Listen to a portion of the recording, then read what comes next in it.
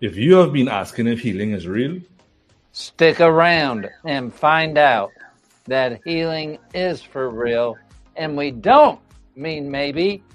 My name is Tony. and I am Zane, and we are two witnesses and representatives Of the miraculous gospel of healing.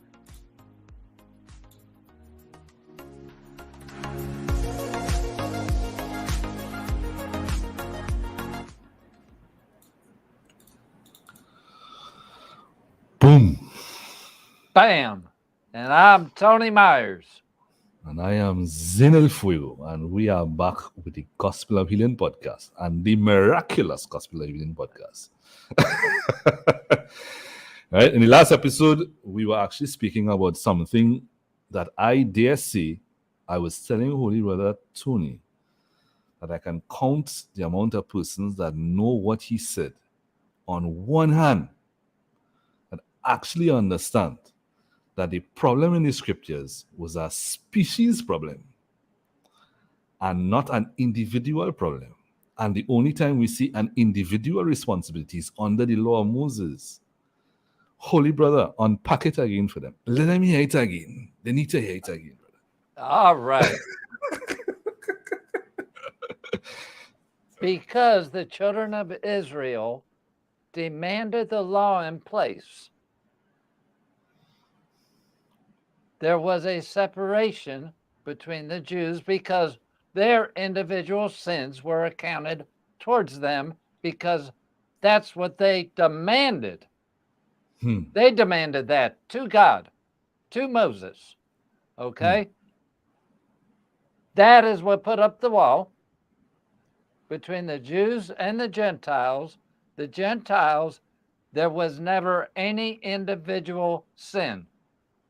These one sin, the sin of Adam, was inherited to the Gentiles.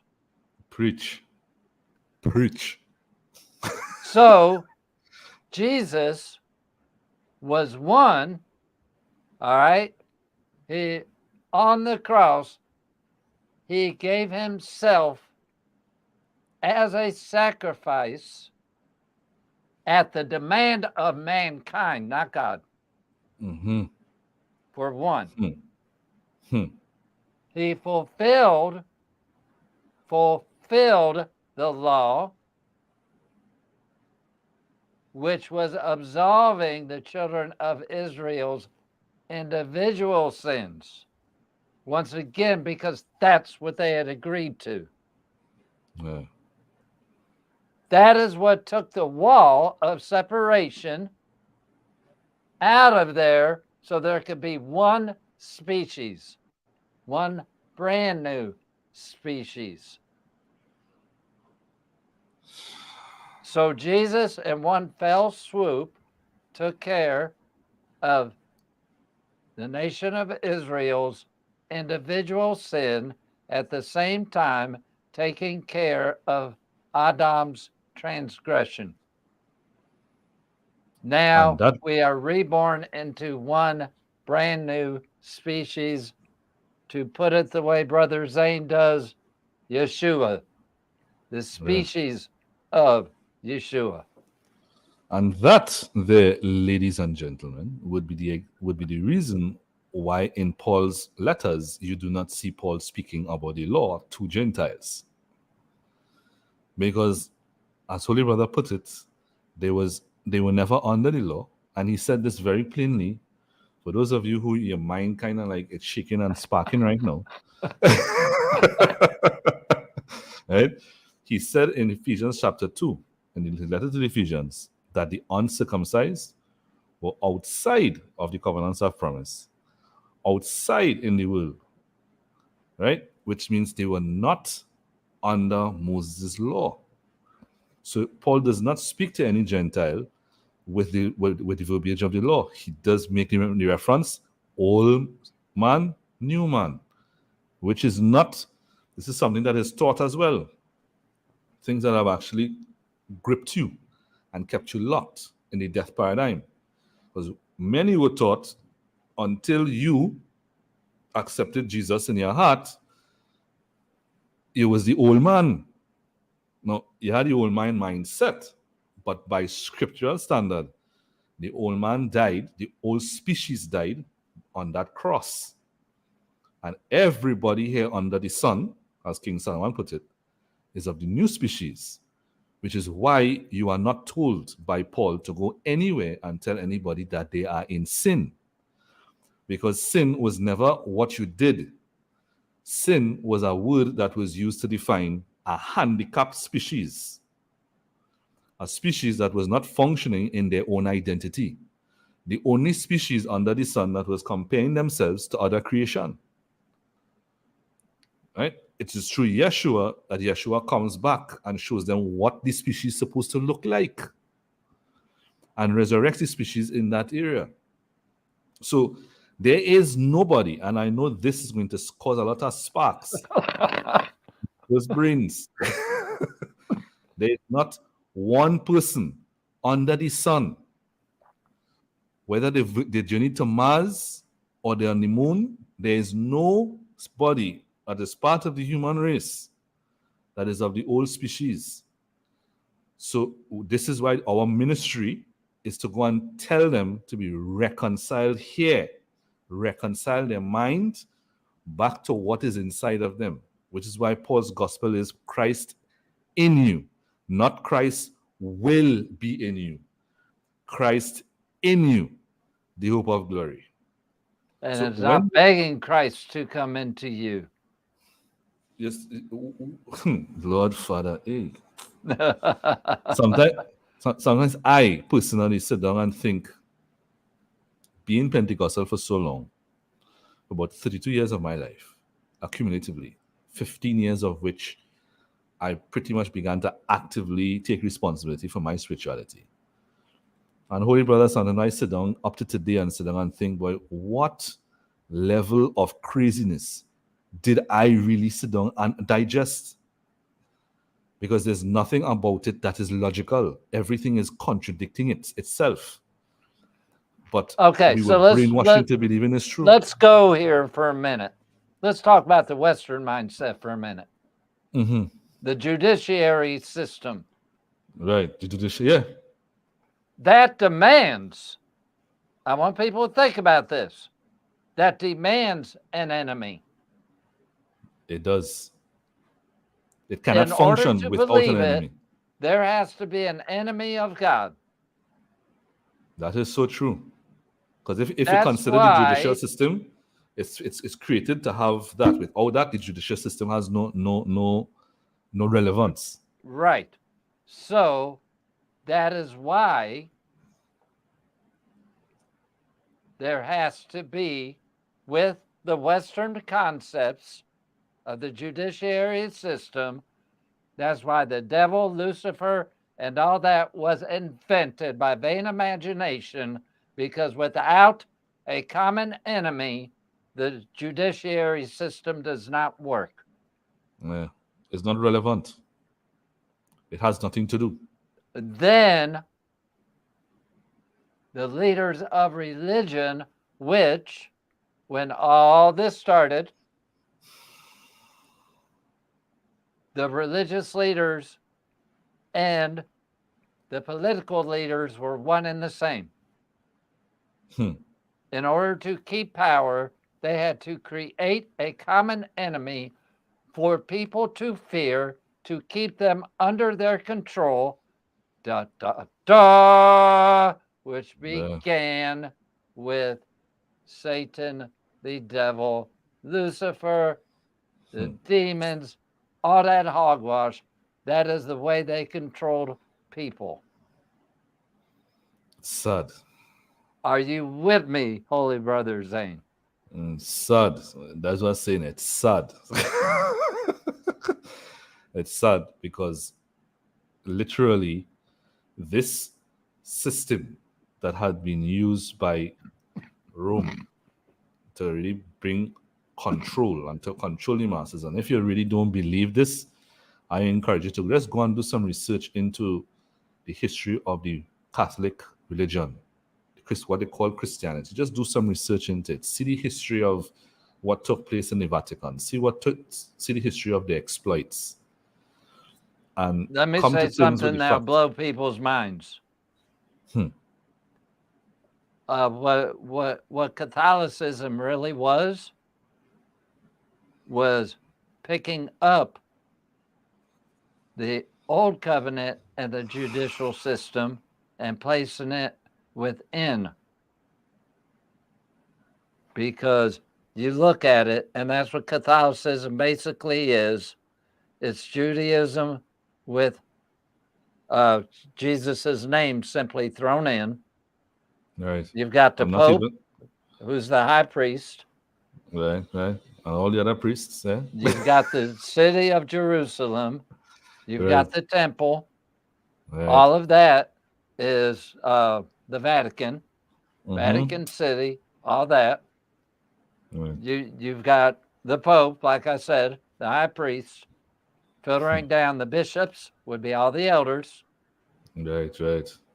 You can look at that whole network and you can see that's where the Roman Greco mindset was born. Yeah.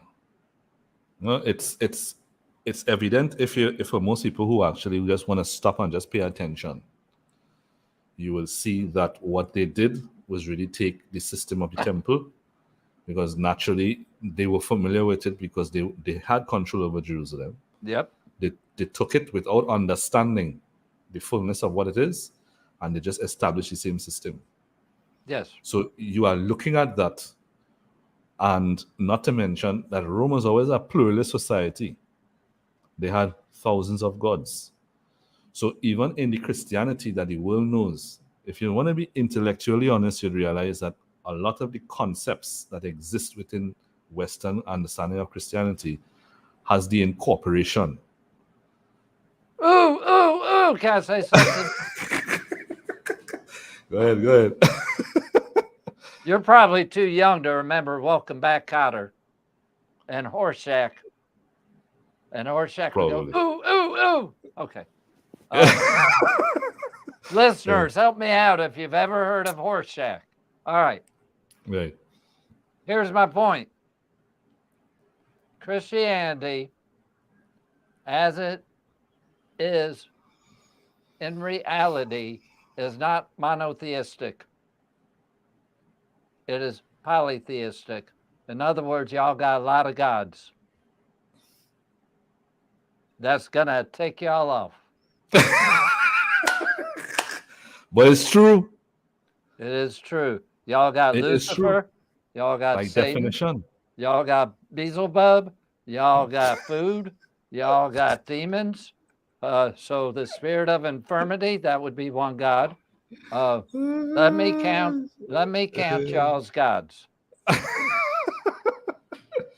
You're not monotheistic. It's true. It's very true. Yet God says, I am the one and the only true God, and you don't believe that. That's so very true. It's something in particular that they may not want to hear, but at the end of the day, it is what it is. And they're actually producing the evidence of it. Yes. Because if you were monotheistic, then your experience would be no different from a high priest in the temple or a prophet. It's because you have so many gods. And we're not even talking about just the structure, the formal structure, It's the amount of things that you were told that as a Christian you need to be afraid of, and you're made that a God. Yes. So all of that comes with the death paradigm, by the way. Honing it back to exactly right. The life and death paradigm. Yes. Because you have death right in front of you. But by scriptural standard from the garden, the life paradigm is when you are only aware of God and what God has said. The death paradigm is where you create your own arguments for what God has said. You have an argument for God. But, what you see this, but. When you start right there, you start your own argument. And that's That's been made normal. That's been taught to be normal.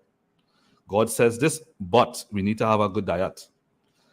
And believers actually get to the point of using the insertion of what their knowledge of good and evil is, and saying, well, you have to follow what God says, but you need to be wise. As far as I'm concerned, what God said is wisdom already. You saying that you need to be wise, what you're saying is, let me just reframe what you're saying to someone who is actually understanding of the fact that there is one Elohim. What you just said is, it is okay to listen to God, but it is but let's actually be serpent for a while. That's what you're saying. Let's listen to God. God says this, but let's play serpent for a while. And then when you are unable to access the power which is inherent in the God perspective, you begin to ask yourself a million questions. But your question really was the argument that you made from what actually God already said. And what I just want to add this to this as well, because in the upcoming episode, Holy Brother Tony and I would actually begin to speak along the lines of walking in healing and understanding how to engage that. And one of the things in particular that is not understood and not taught, or is outside of the Christian paradigm, is that healing in the Garden of Eden, the supernatural power of God in the Garden of Eden, is as natural to you as a lion roaring. Just as the lion could roar at any time, just as the lion could growl, just as the lion could walk on the field in a particular strut, just as that is his nature, healing and the supernatural power of God to you in the garden is your nature. When you step into death, it's when you decide that you have better knowledge of good and evil. And so you create a different reference point, create your own condition. And in most cases, many believers have been tricked into believing that they need to meet a particular condition to earn the power, earn what God has given you as your nature. That's the same thing as me saying, like, God gave me the nature to speak, the power to speak. And I come to Holy Brother Tony and say, you cannot speak until you read your Bible tomorrow morning. And you go on a fast. And when you do that, then God will give you the ability to speak. Does that stop the fact that God gave him the ability to speak all along? No. See, I can still speak. The problem is that we take that in when they say, when they're saying up and placing conditions upon you, you accept that. You accepted it. And then that becomes the functional truth that you operate in. And by functional, I mean it's not the truth, but you believe it. So therefore, you make your bed, you lie in it. You're using it, yeah. And it's something that the Apostle Paul speaks about in the book of Romans, but you're not listening through it. Through nature, you're listening through the judicial system. That he actually says, he uses the word grace. Grace in the Garden of Eden is called nature. And works in the Garden of Eden is you doing the same thing the man did in the garden, saying, I need to get that to be wise, when it is your nature to be wise. So what you're doing with healing, in this case, or healing supernatural power of God, is that you're giving yourself conditions. And instead of actually treating it from the perspective of this is my nature, and just by the fact that you live in the expectation that every time I think about wanting to drink some juice, I have the expectation that I can pick up the cup and put that juice in my mouth. You should be living from the expectation and the power of God is there, and everything that you're doing is revealing healing. But instead, you've given yourself a bunch of rules. And the bad thing about it is you've been tricked to give yourself these rules, and you give yourself so many rules that you yourself can't even follow the own rules that you give yourself. So many rules, you don't even know what the rules are anymore. That's another good point. That's You have why them in- people tend to look at healing as a treasure hunt because they've got no idea what they believe or what they don't believe anymore. They don't. And so that being a treasure hunt, now you're looking for hidden treasure. Everything is a secret. Until Looking for the secret.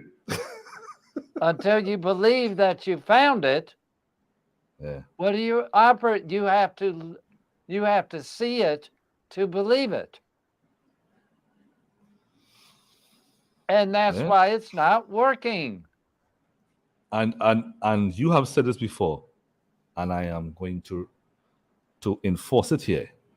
Your healing was a perfect example of the fact that they have all of these rules and conditions, and you came from zero rules and conditions, and just began to expect that it was going to work, that you were going to function. Just there was zero rules. And if Holy Brother Tony could have zero rules, where do your rules fit in the equation? It's a world that you've created to block yourself. And all because your gospel message is not the gospel message. In order for it to be spiritual truth, it has to be applicable to every living person.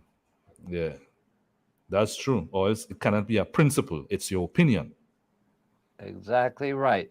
So when you make the opinion that there's generational curses, if there is one person alive that did not break a generational curse to be healed, that makes it a functional truth, not a spiritual reality. Exactly what you're saying. And guess what? I know the one person that was healed without breaking any generational curses. His name would be Tony Myers. Exactly what you're saying. If one person was healed while living in sin, then guess what? That ain't spiritual truth, is it? Guess what? I know that one person that was living in sin and was healed. Hello. Shall I go on? For real. Every condition, you can look at my story, every condition that's man's sacredness, that's man's traditions, was broken in my testimony, every one of them. Because as Brother Zane just said, I had no conditions. Nobody told me I had conditions. Thank you, Jesus. None. I mean, and let me just look at it from a practical standpoint, right? You paralyzed. Your stomach was not working. Yep. Organs failing. Let's just look at some doctrines here. Who would have come and tell Holy Brother Tony, you need to go on a fast? Right? He can't move. How are you going to read the Bible? Right? He can't lift his hands, so how is he going to worship? Right?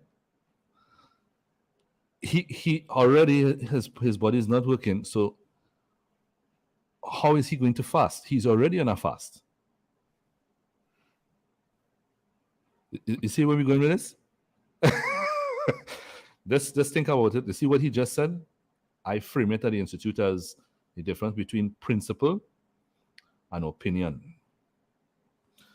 You could watch the law of gravity working up and down, right? Everything that goes up I mean, that doesn't do justice to the actual definition, scientific definition of gravity. But what goes up must come down. Whether you have the opinion that gravity does not work, when you walk off of the building, you will quickly get a reality check. Very quickly. As the ground is meeting your face. Right? That is a principle.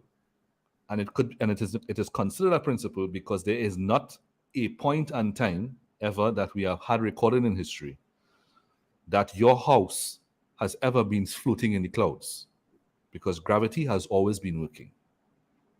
No, watch me. Gravity is a principle, and when I say a principle, every one of you listening to this have trusted this principle so much that you do not even go outside with the expectation of gravity not working. You have planned your entire life, years of planning, your career, whatever you were involved in or are involved in. You have a very, very detailed understanding of what you're going to do, what you're going to do tomorrow, all because you trust that gravity is going to work.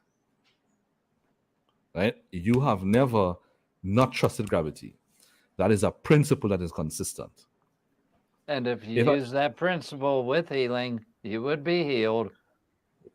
1,000%. 1,000%. In the same way, if the principle is ever broken, then we cannot consider it a principle again. We need to understand what is the principle that is governing that principle or that phenomena. We have to call it a phenomena now. We need to find out what is the principle that is governing that phenomena. Because if it works here and works here, then the phenomena cannot be the principle. We need to find out what's the principle that is causing that phenomena. Yeah? Okay. In the same way, you cannot, using Holy Brother Tony here as a flag in the ground as well, you cannot sit here and intellectually be honest with yourself, seeing that he had zero principles. No, it's not zero principles, zero conditions. That's what I'm looking for. Zero conditions. Zero doctrines that he needed to obey to step into healing. And you are there with all of these doctrinal perspectives and still believe it. When he got healing without it, then what you have in your mind are therefore opinions. And opinions that have no consistency. And there is nothing on the face of the earth or in the universe, according to the Garden of Eden, that was not created by principle.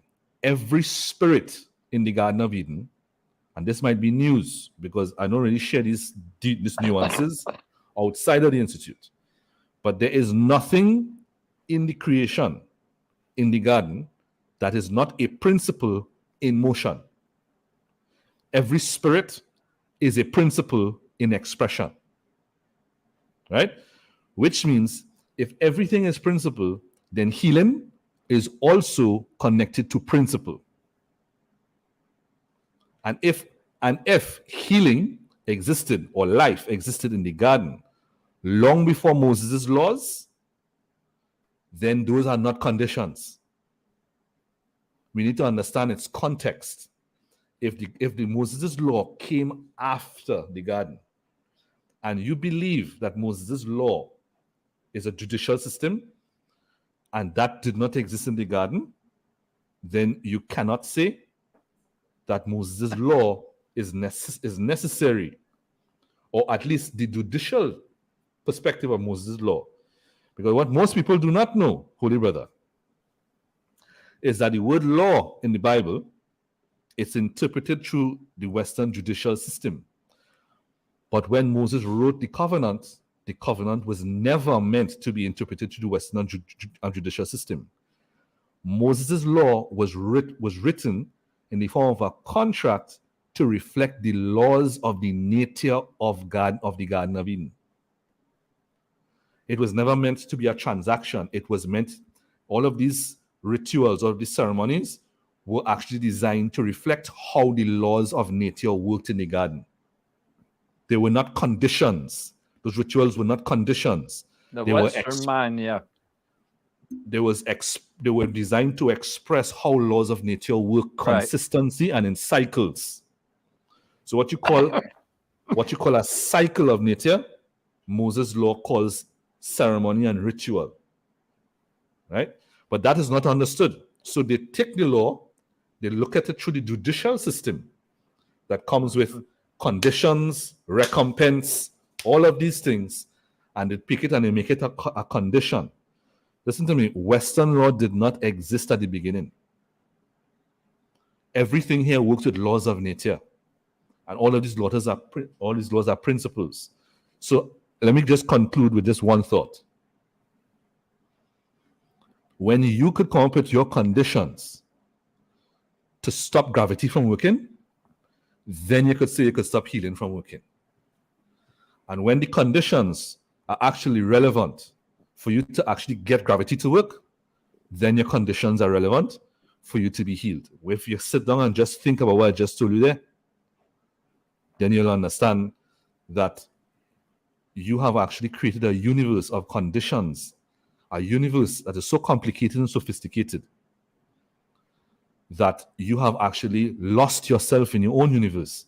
And you need to step out of it and come back to nature, that God does not tell you anything. Do you know that in the Garden of Eden, God's commandment was not something spoken to man in the garden? Do you know that every commandment that God made in the Garden of Eden, every commandment of God takes the form of the entity's nature? Just think about what I'm saying now. Every commandment is in the entity's nature, which means Adam didn't hear somebody talk and say, don't eat from the tree. It was in Adam's nature to feel an inherent desire to not eat from the tree. That's God's commandment. That's why today the Holy Spirit is inside of you and you're supposed to trust Him and not the law and not the written letter. Because everything that God has put that God doesn't want you to do, it's in your nature. You will feel the resistance, like you don't want to do that. And so when you now take rules and say, well, this is my nature, you're taking the laws, like Holy Brother Tony in a previous episode actually said, this is what you're doing with things like, thou shalt not drink alcohol.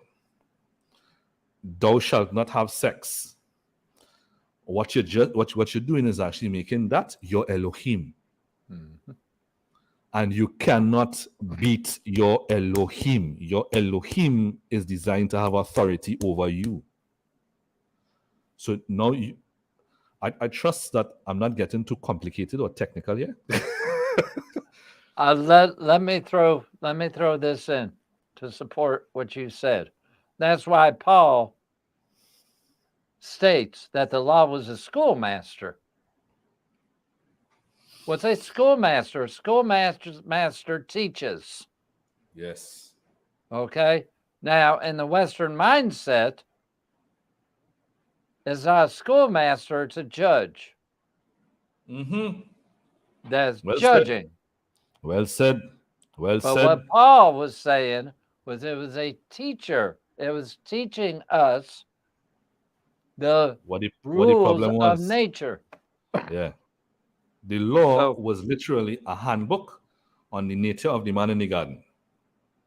It was never meant to be judgment. It was actually supposed to express what the man in the garden would be like, which is based on one principle that is all through the Bible. Equity, be equitable. Well, apart from the supernatural nature, but the logic, equitable with that supernatural power. But Western Christianity took it and made it a judicial exchange, this judicial intercourse. And they missed the entire point. So now everybody wants healing but can't express healing because you still think that you need to go before the judge and say the judge, I did this. When in the garden is, God has given you that nature, just use it. Just use it. Amen. And Amen. with that, we are going to close up. Mhm. Be blessed. Be healed. Be a blessing. Ah. All right. Boom. And bam.